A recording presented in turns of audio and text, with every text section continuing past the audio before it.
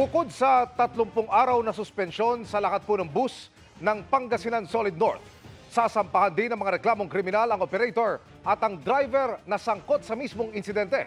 Nakatutok si Rafi Tima.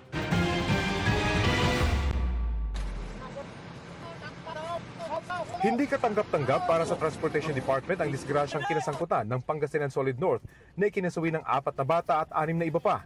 Kaya damay na sa suspensyon ang iba pang bus unit ng kumpanya. As of today, buong fleet na ng Pangasinan Solid North ay suspended.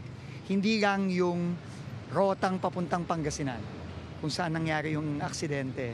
30 days suspension.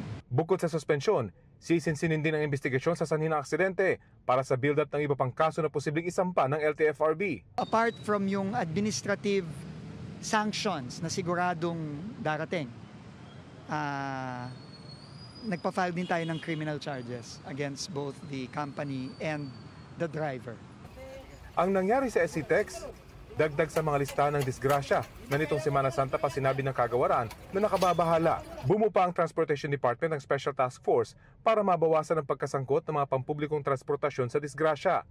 Kaya ikinagulat nila ang panibagong aksidente. Ngayong 4 na buwan pa lang ng 2025, nalampasan na yung total number recorded ng LTFRB ng mga insidente na matay at na injure nung buong 2024. Kasama na itong nangyari kahapon.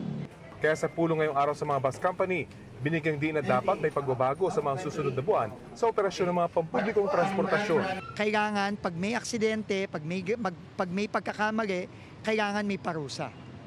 At ngayon, sisiguraduhin natin maparusahan yung mga dapat parusahan. Para sa GMA Integrated News, Rafi Tima, nakatutok, 24 oras.